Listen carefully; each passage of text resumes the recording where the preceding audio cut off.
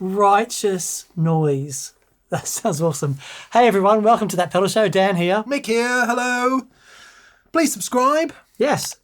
Click the old button. Yes, and also please go to thatpedalshowstore.com and grab some merch. We've got some new merch in and some 10th anniversary merch as well. Yeah, because this caper has been going on for 10 years. 10 years! Inexplicably.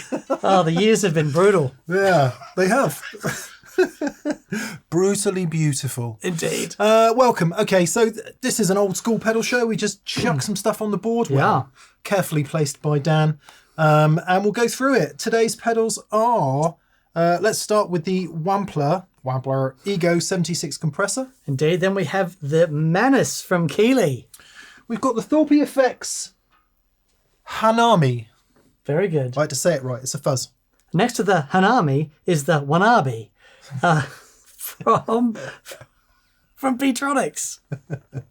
And finally, the Polaris from Coppersound pedals, which is a chorus vibrato.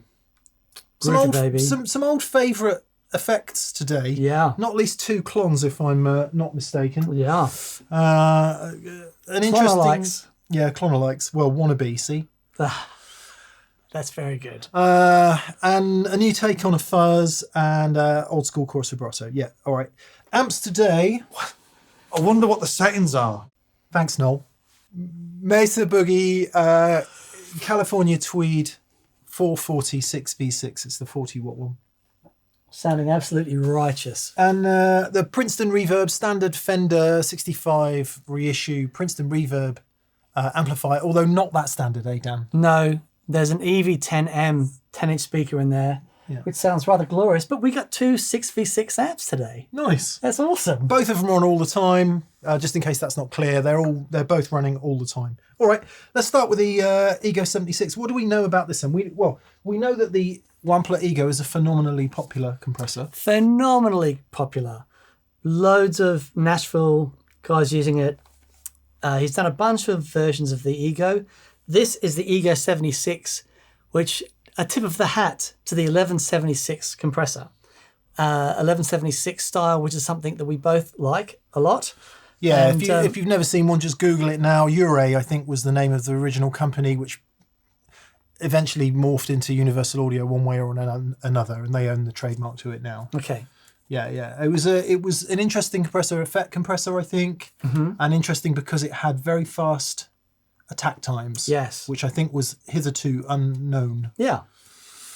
Okay. Daniel. All right. Compress me. Here we go. Just briefly then. Sorry, I got you all warmed up there. It's all good. It's all good. Overall level of compression, blend between compression and dry signal. That's full compression. Level of compressed signal. Release time, how long it holds onto the note, how long it takes to let it go. Attack time, how fast it applies the compressor to the note. Okay, so with the, just humour me, with the attack turned down, fast. It's fast. Got it. And one of the things that will be interesting here is that on something like a Dynacomp, for example, yes, it doesn't grab it quick enough sometimes, does it? And you hear it pumping. Yeah. Yeah, so let's see if it does that. And tone, well, self-explanatory, more trebly to the right, less trebly to the left. Okay. Thank you, sir.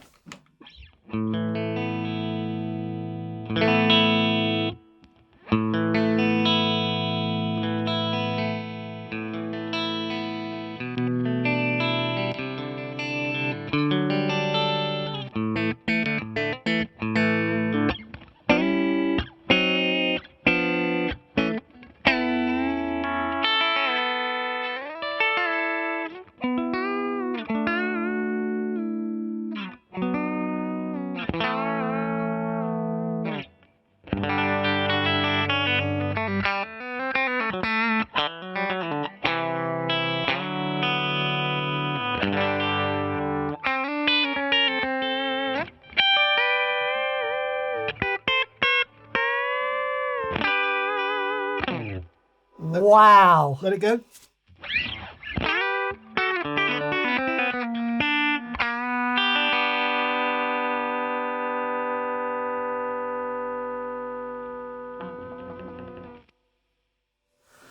Extreme compression. Extreme, indeed. Maximum compression compressor only. So now to dial it back, we'll reduce the compression level and put some dry signal back in. Okay.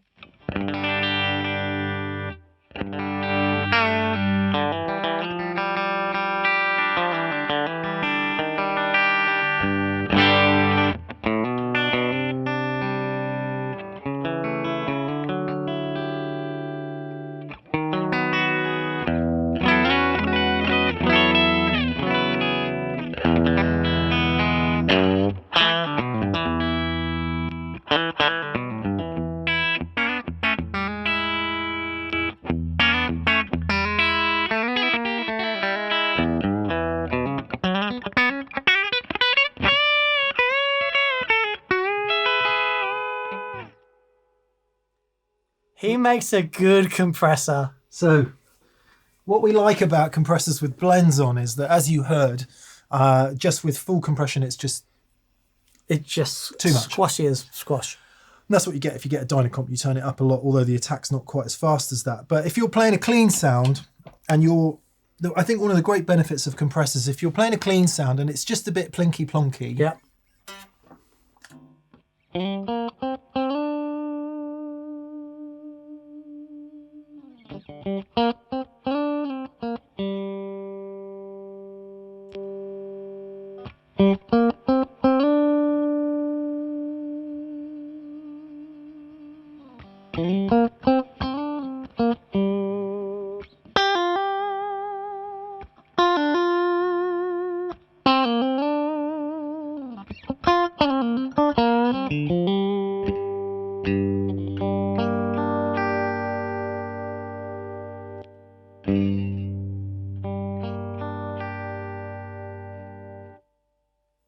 Way more dynamic, way more excitement, Yeah. more sustain. You know what else I like about it? Well, compressors in general, you're playing clean, you're by yourself, a bit sad, a bit lonely, and you're just taking it easy, gentle. But you get to the gig, rah! And suddenly that level it can take it out. goes from, goes all over the place. Yeah. But the compressor, not only will it bring up the quieter notes, but it will reduce to the maximum top level so that you can get a nice balance between your overdrive and your clean sounds. I think that sounds fantastic. It's a very strong sounding compressor. Yeah. I like the tone control. Just tell me if you can perceive much difference in the attack time. Okay.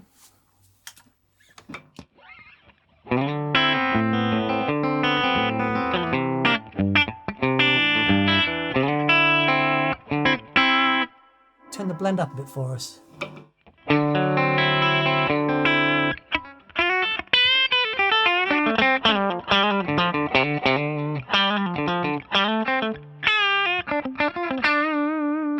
Huge.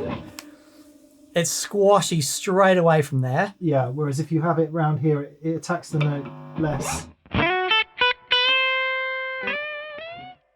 It's almost like you don't need a blend control. Yeah. I was about to say where that would be. Look, if we set everything at 2 o'clock there, where all pedals should be set, what that will enable you to do is if you're running it pre-overdrive, you don't lose the whole front of the note into the overdrive. So you can retain the attack of the note, but then you can benefit from the sustain of the compressor. Yeah. And I think if you don't have a compressor with a blend knob, you're then into having to run it after the overdrive, whole bunch of other issues. But with the blend knob and being able to set that attack time, that's really cool. Just try that very briefly a minute.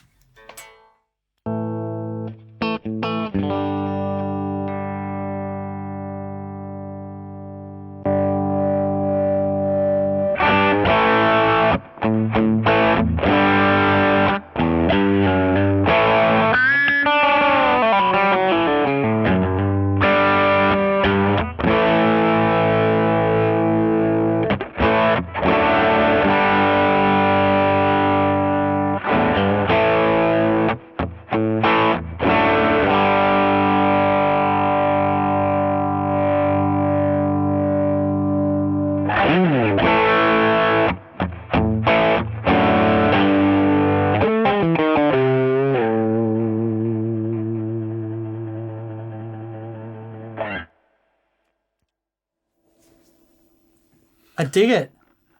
I'm not a massive fan of pedal compressors, because to me they do the thing I don't want, which is take away all the dynamic. Right.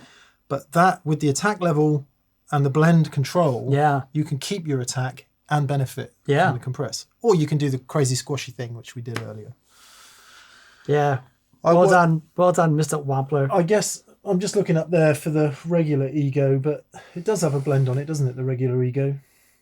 I'm going to say absolutely, absolutely yes, it does. We think it does. Anyway, I can't see it. But, yeah, I mean, unsurprisingly, popular for a reason.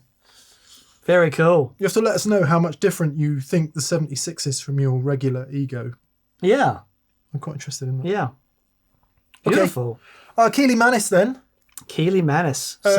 Yeah. Our dear friend, Mr. Robert Keeley. This is their the latest in their 4-in-1 series. So we have the Noble Screamer and it was called... The Andy Simmons one. The Andy Simmons one, that one. And there's another one. But anyway, this is the latest in that series. So the idea behind this is it takes the clon circuit that we all know and love, and you've got two separate. Well, on one side you've got a bass switch which adds bottom end back in, which is quite good in a clon because it does drop a bit off. That's right. But the other side is super interesting. So what makes a clon distort are these diodes. Everyone calls them magic diodes. The unobtainium diodes. Germanium diodes, yeah. So in one position, we have germanium diodes that are as close to possible as the unobtainium ones. Yeah. In the other position, we're actually using a germanium transistor instead of germanium diodes. To clip. So what's really interesting, if you have a look at the way a transistor works, it's basically a pair of diodes back to back. Oh, wow, okay. So he's used a germanium transistor in place of germanium diodes to give it a different character, and it's very, very cool. Nice. Okay, got it set up. Much to the annoyance of everyone, when you've got a clon and you run it with low gain and high output as a boost, all the people are like, why would you spend all that money on a boost pedal? But because it sounds ace in that function, but we'll go through it all. What I like the clon to do is, and I haven't used my clon for ages, so I'm going off muscle memory here, is thicken the mid-range. Yep. Particularly useful on positions 2 and 4 in a Strat. This is one use for it. And also add a little sparkle, because it does have sparkle where a Tube Screamer really doesn't. So that's use number 1 for me. Yep. Use number 2 is humbuckers boost amp. Right. Yeah. Okay. But let's try position 2 on the old Stratty here.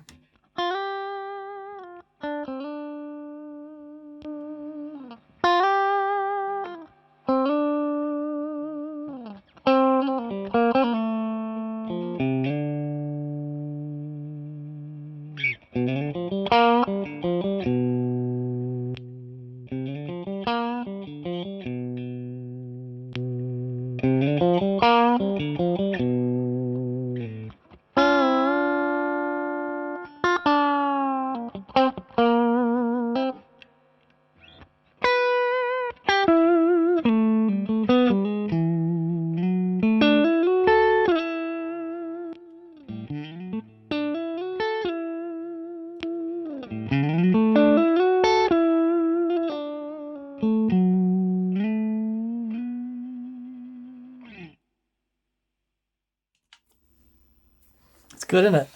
Sounds great. High end. Yep. Retain the sparkly. I think what John Mayer does with the clon, or did, I don't know, we're talking a long time ago now, was mid-scoopy pickups, put it back with the clon, so it still sounds stratty. I see. I think that's what it's for in that world. Have a go then while I've listened to some of these other options. Okay. I'll turn the drive up a bit in a sec.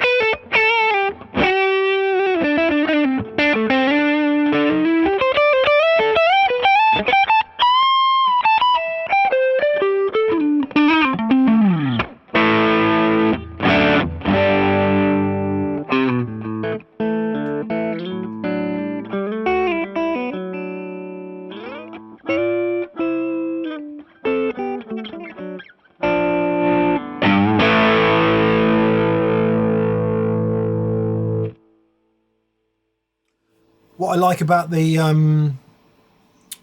germanium transistor is it drops some low mid bloat out of it. Yeah, and it compresses differently. Yeah, It's really, really interesting. it does drop off a bit of level, so you have to compensate. Yeah. Sorry, let's turn it off a sec. It does drop off a bit of level, so you have to compensate, but it does drop that bloat out. Yeah. It's a great idea. Yeah, it drops that bloat out, so that's going to have a big effect on what you do with the bass control, which will have a big effect with this guitar, I would imagine.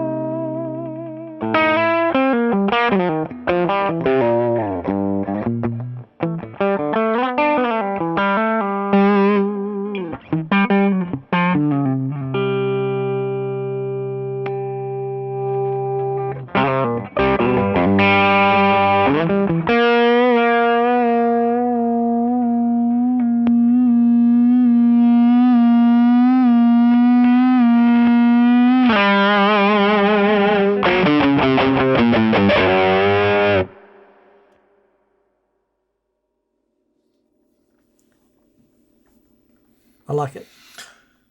It's quite a long way from the Klon, Right. but in a really good way. Okay. Klon never sounds as rock as that. Right. And that could be that these amps are doing something pretty sexy, which I think they are. Yeah. Yeah. They do sound rather really great together. But I love the way you can just tweak the nature of that low mid. Yeah. Yeah. That low mid. The nose is interesting. It's there. Mm-hmm. And they do vary, you know, original Klons and also all Klon alikes do vary slightly where they stick the nose. Right. Because it's such a key part of the sound, Yeah. you know, the 1K hump. Yep, for sure. But what I really love about it is there's loads of level, Yes. there's loads of headroom, Yep. a really, really good range of drive, Mm-hmm. but it retains that high end Mm. in a really good way. I mean, with this and these, that's... Sounds, yeah. You'd be pretty happy with that. Definitely. I'd be pretty happy with that. Yeah. Killer, man. Yeah, dig it. Dig it. Yeah, Done a really great dig it. job. Really dig good. it. And Yep. the simplicity, Yes. that format that Keeley's come up with. It's so great. Yeah. It No, just takes away all the...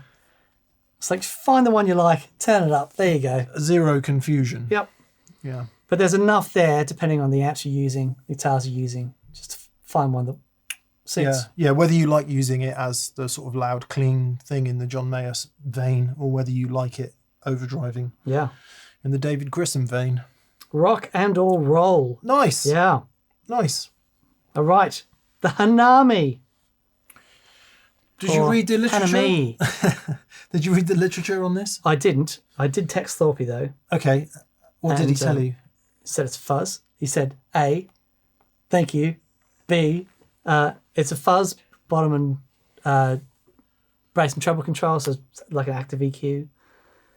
I haven't really, it's a unique sounding fuzz.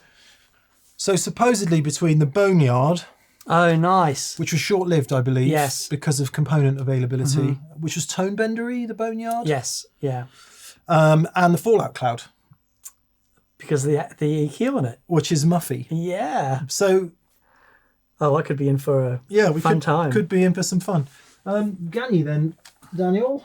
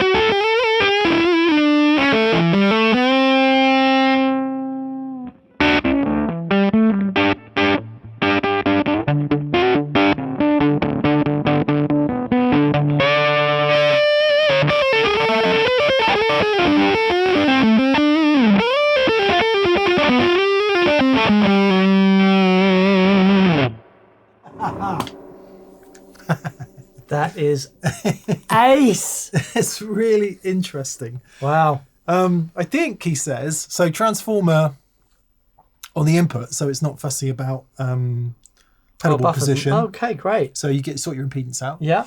I want to say 4 transistors Right. and 1 diode. And I don't know what the diode is doing. Okay. I think that's what I read. It never gets, to my mind, fully muffy. Right. And certainly messing around with the EQ there, I don't know if it's like a Baxendale thing, but to get it mid-scoopy is quite hard. Okay. Do you think it might if you just try a sec? One thing with the bass and treble, sometimes if you max the bass and treble, you can scoop the mid. Okay. Let's try that a sec.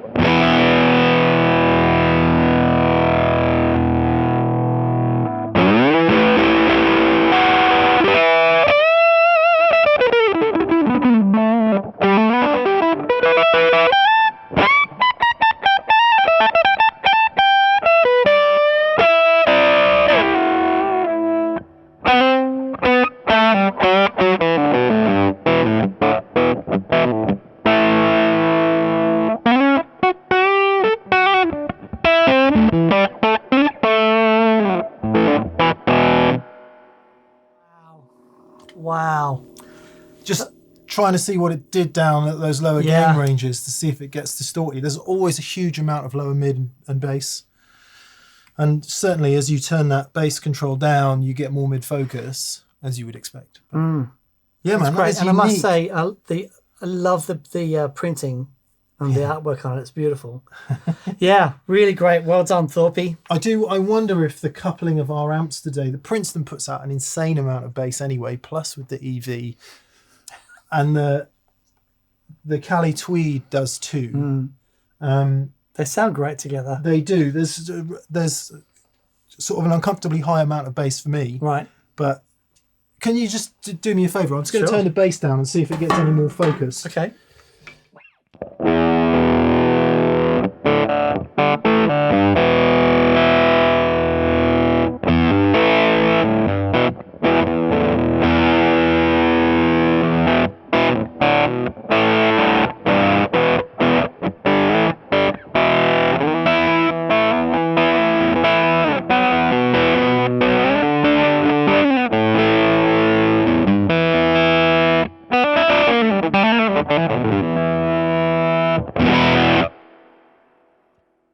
A little bit. Not a huge amount. Okay. Wannabee.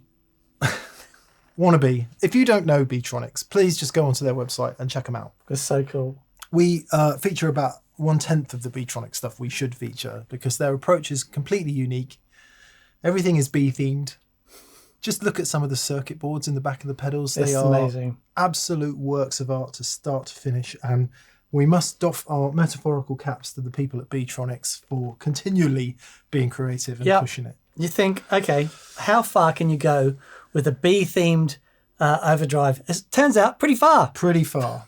Pretty far. So they have sent us some other pedals as well, which I took out of the boxes and thought, going to take a minute to get into some of that stuff, some really clever stuff. So let's start more simply. The Wannabee, would you believe, is a Klon and a blues breaker. I'm just going to double check that I've got that right. So circuit #0 is the blues breaker and circuit #1 is the Klon. So blues breaker on the left, Klon on the right. Okay. What's cool about it is that in addition to that, that would be kind of semi-boring, right? Because so many people already do it. What's more interesting is you have 3 voices of each, Right. plus the option to run them in either direction or in parallel. Parallele. And parallel is really cool. We've done shows on parallel overdrives before. The basic theory, Daniel, is... So if you imagine you have 2 overdrive circuits and you have them on your board and you have them plugged into each other, the overdrive circuit, the first overdrive circuit, when you turn that on, feeds into the next one. So if you have them both on, you have more gain, basically. And depending on which overdrive has more gain, if you swap them around, you get more gain or louder, basically. The interesting thing about parallel is that the signal splits beforehand. So each circuit receives the same input, so straight from the guitar, for example, and then they mix together. So the circuits remain sort of intact and they don't influence each other as much. They are mixing together at the end, so Yeah. harmonics come in, but it's a really cool way to do it. Yeah, and we'll have a listen to that as we go along. Let's start with the blues breaker side then. Okay. I'm just going to check what the knobs do because my eyes are too crap to actually read the labels. Volume is at the bottom, EQ's in the middle, and gain at the top. Very good. Easy enough. And I can't remember whether this does that side or that does that side. We will find out. This does this side and this does that side. Because it's colour They're coordinated. connected here by the little lines. Oh, there. I see. I see. Yeah. I'm assuming that's right. The people at Beetronics have better eyesight than I do.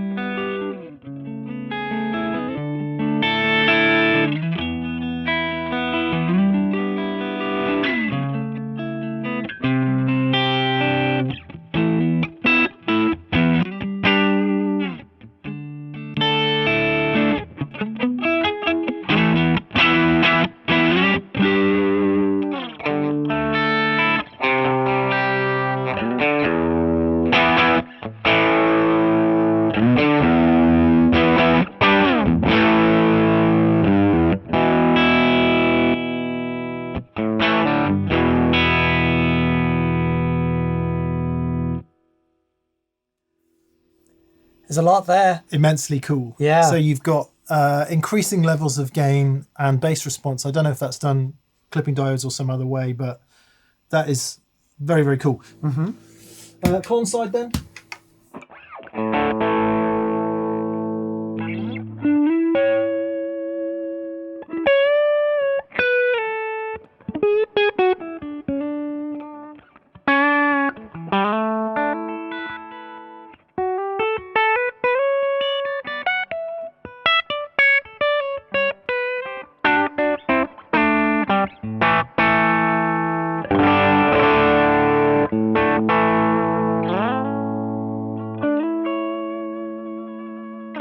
Just give me a consistent power chord for a second.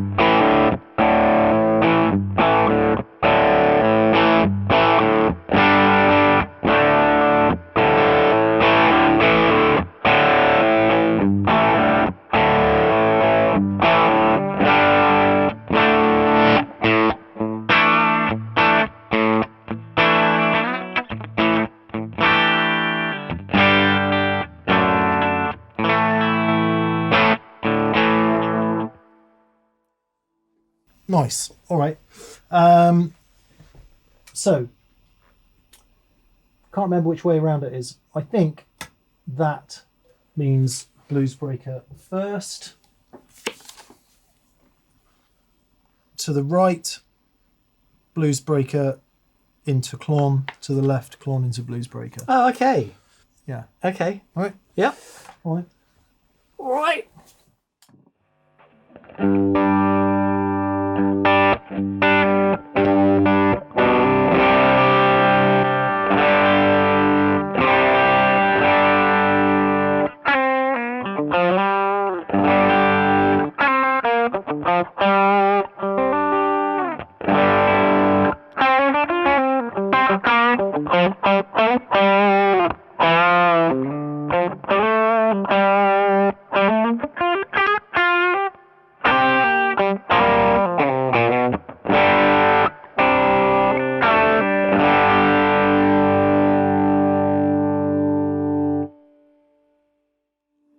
So one potential use for having the blues breaker first is you could set up a bit of a gainy sound, right? And then you could use the clon to boost it after with a less gainy sound. Let's see if that works.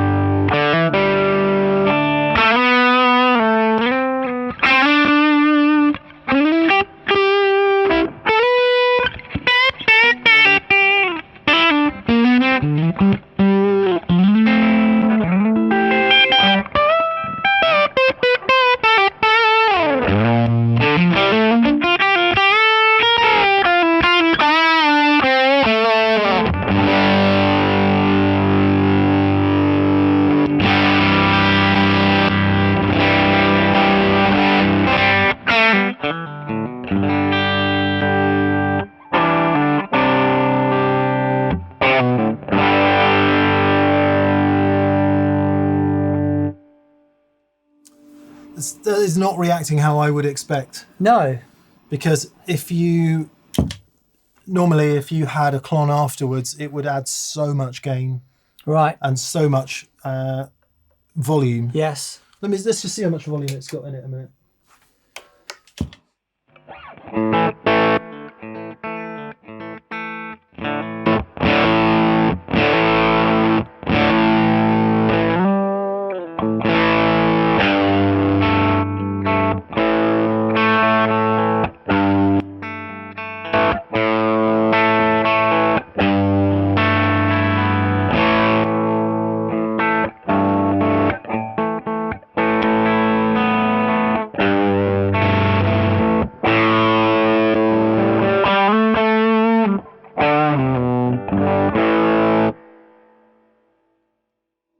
Yeah, so mixing the sides there isn't doing what I would expect. Yeah. Running one into the other. They're just different flavors of the same thing, almost like they're on the same output volume or something.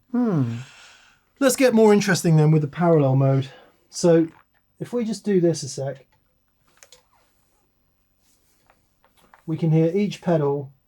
Oh, let's do the thing that everyone should do, which is this. So each pedal on its own would sound like this.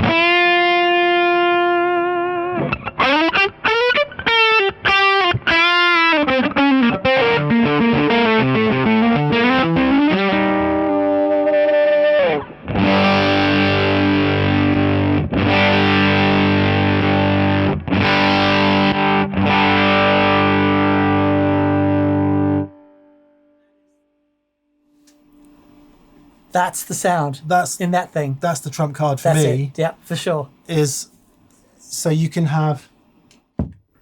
What I did there was set the blues breaker more gainy and the Clonside less gainy, so you get this wonderful mix of transients and overdrive and headroom. And obviously, there's a million combinations. Well, many combinations of that.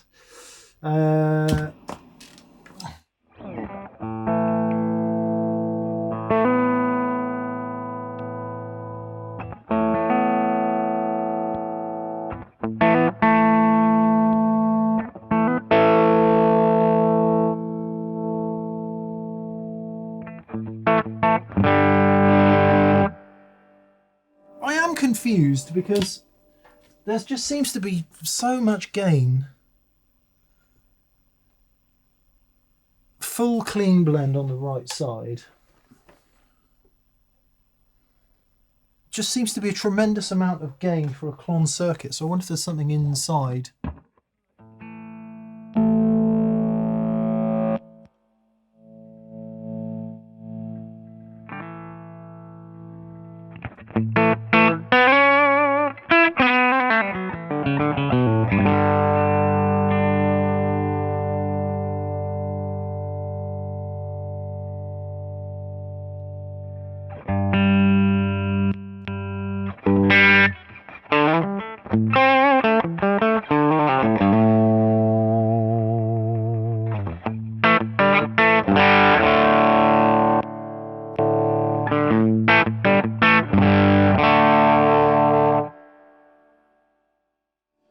That's what I'm hearing. There's quite a bit of extra low mid in the Wannabee, which is cool or not, depending on what you like.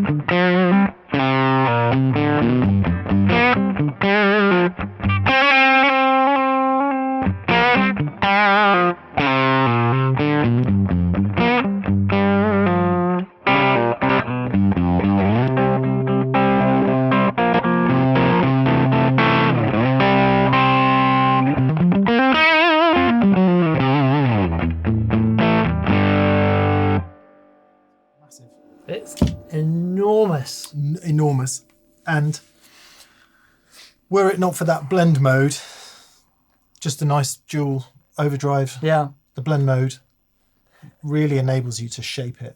It feels like it's been voiced to get the most out of the blend mode as well, because it's such a great feature. Again, with the bass bottom end coupling of these two amps sounding a bit bloaty to me.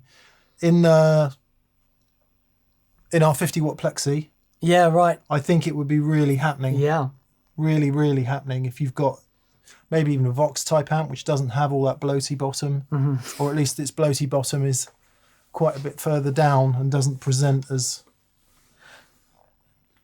Yes, you got to be careful the way the bloaty bottom presents. Yeah. I've always found. Right, I'm gonna Why? Red's just at the moment it's just fighting me a little bit. I think Red's a bit annoyed at me because I'm spending so much time with the SG. Oh, I see. It wasn't something you wanted to do with the Wannabee. I thought you were. No, okay. Polaris then, yeah. Polaris. Coppersound pedals. We've had a few Coppersound pedals on, not loads. This is an analog chorus vibrato. Yes. What else do you know about it? It has the focus control, which is basically the depth control. You can switch between two different depths, which I really like. You can also have the chorus mode, which blends the direct signal with the wet signal, or you can go vibrato. And it has a nice tone control on there as well. It's purple as well. It's purple. What other pedal do we know that's purple? The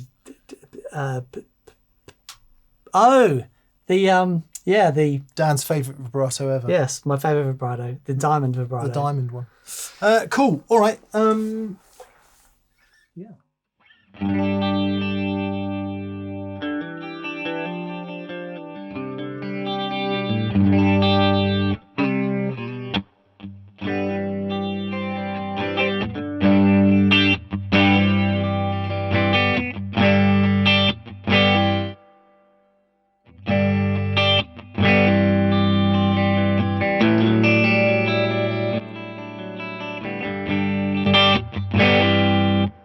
Wow.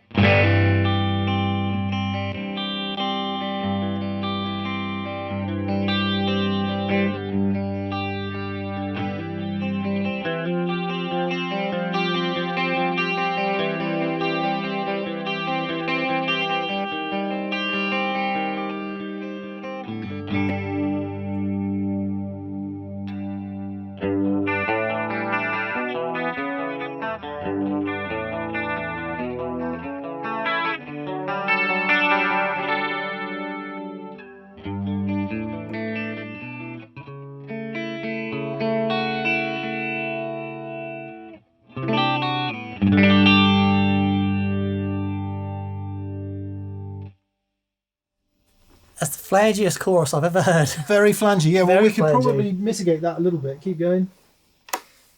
Oh, don't get me wrong. I really dig it.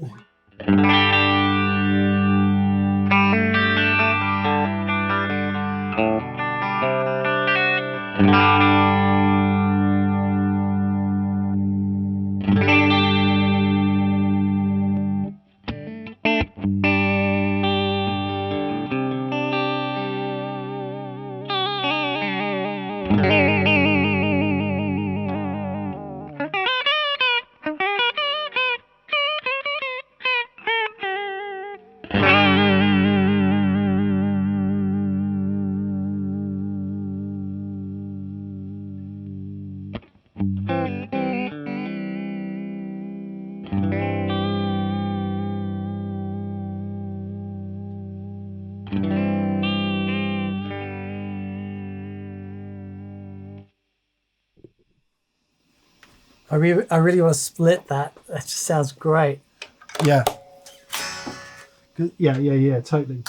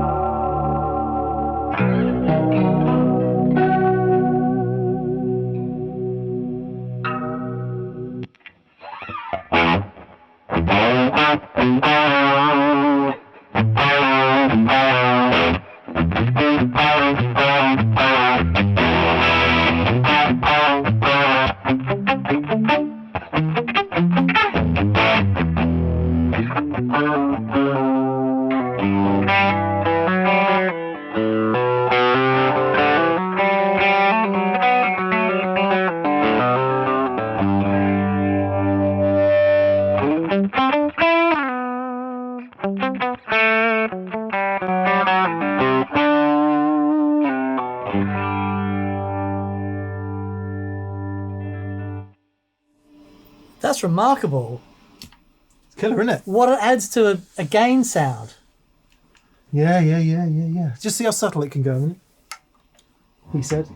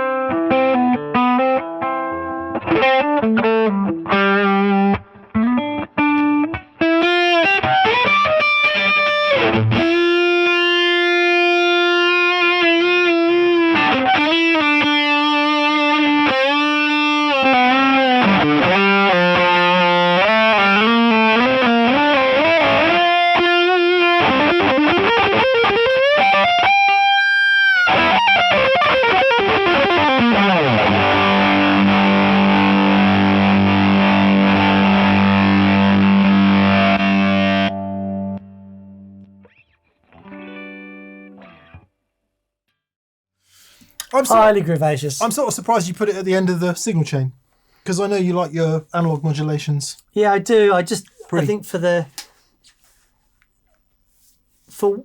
what I understood it to be, I thought that's where it would sound best. Yeah. But yeah, that's great. The volume control alone, great boost. Really great boost. And there's lots of really cool modulation pedals that have that feature. Yeah.